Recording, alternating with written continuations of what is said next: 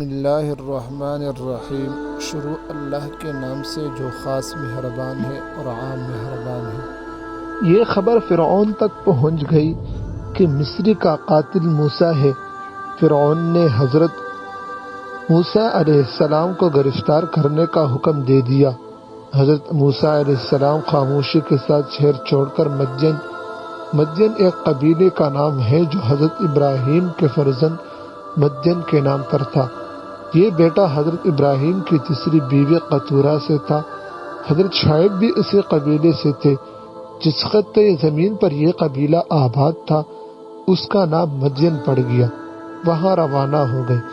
مدین پہنچ کر حضرت موسیٰ علیہ السلام نے دیکھا کہ ایک کنویں پر پانی پینے کے لیے جانوروں اور آدمیوں کی بھیڑ لگی ہوئی ہے۔ دو لڑکیاں اپنے جانور لیے دور کھڑی ہے۔ حضرت موسیٰ علیہ السلام نے اس سے پوچھا کہ تم یہاں کیوں کھڑی ہو؟ لڑکیوں نے بتلایا کہ ہم کمزور ہیں، یہ طاقتور ہے، زبردستی ہمیں پیچھے ہٹا دیتے ہیں۔ ہمارے والد بہت بوڑھے ہیں، وہ ان سے لڑ نہیں سکتے۔ ہم انتظار کر رہے ہیں کہ سب چلے جائیں تو ہم اپنے جانور کو پانی پلائیں۔ حضرت موسیٰ علیہ السلام سے یہ زیادتی برداشت نہ ہوئی۔ بھیڑ کو چیرتے ہوئے کنویں پر پہنچ گئی اور کنویں کا بڑا ڈول تنہا کھینچ کر لڑکیوں کے مویشیوں کو پانی پلایا۔ لڑکیوں نے اپنے گھر جا کر اپنے والد حضرت شعیب علیہ السلام کو سارا قصہ سنایا۔ حضرت شعیب علیہ السلام نے حضرت موسیٰ علیہ السلام کو اپنے پاس بلایا، خاطر و تواضع کی اور حالات پوچھے۔ پیدائش سے لے کر مدین پہنچنے تک کے تمام واقعات سننے کے بعد حضرت شعیب علیہ السلام نے فرمایا، خدا کا شکر ادا کرو کہ تمہیں ان ظالموں سے نجات مل گئی۔ اب کوئی خوف نہ کرو، یہاں میرے پاس رہو۔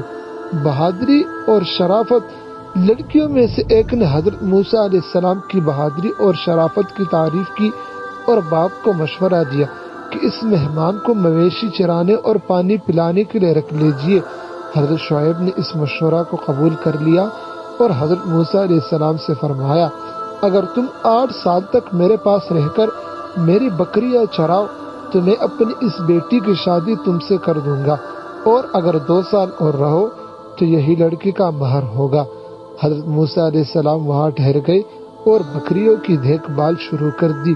10 سال کی مدت پوری ہونے پر حضرت شعیب علیہ السلام نے اپنی بیٹی کی شادی حضرت موسیٰ علیہ السلام سے کرا دی۔ ایک روز حضرت موسیٰ علیہ السلام بکریاں چراتے مدین سے بہت دور نکل گئے۔ رات ٹھنڈی تھی، اہل خانہ ساتھ تھے، لہٰذا آگ کی ضرورت پیش آئی۔ سامنے کوئی سینا وادی میں ایک شعلہ چمکتا ہوا نظر آیا۔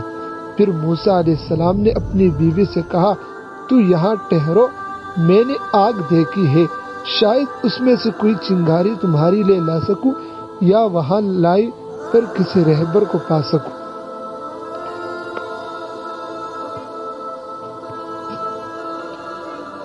حضرت موسیٰ علیہ السلام نے دیکھا کہ ایک عجیب آگ ہے، درخت پر روشنی نظر آتی ہے مگر نہ درخت کو جلاتی ہے نہ بجھتی ہے۔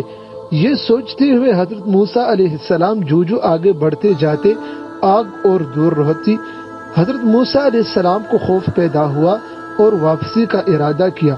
مڑے ہی تھے کہ آگ قریب آ گئی اور آواز آئی، اے موسیٰ، میں ہوں اللہ، پروردگان جہانوں کا، بس اپنی جوتی اتار، طوا کی مقدس وادی میں کھڑا ہے، اور دیکھ میں نے تجھے اپنی رسالت کے لیے چن لیا ہے، بس جو وحی کی جاتی ہے اس کو کان لگا کر سن۔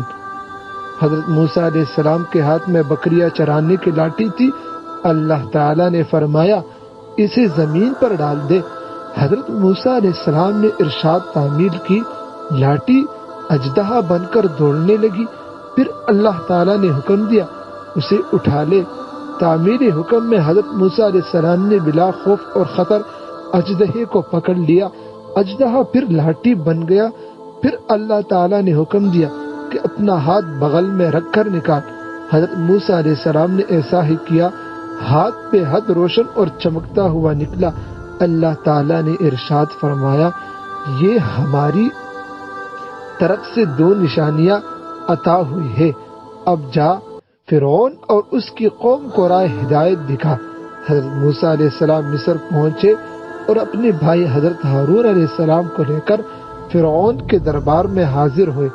آپ نے فرعون سے کہا، ہمیں اللہ تعالیٰ نے پیغمبر اور رسول بنا کر بھیجا ہے، ہم تم سے 2 باتوں کا مطالبہ کرتے ہیں، ایک یہ کہ تو خدا پر ایمان لے آ اور کسی کو اس کے کاموں میں شریک نہ ٹھہرا، دوسری یہ کہ بنی اسرائیل پر ظلم کرنا چھوڑ دے اور انہیں آزاد کر دے۔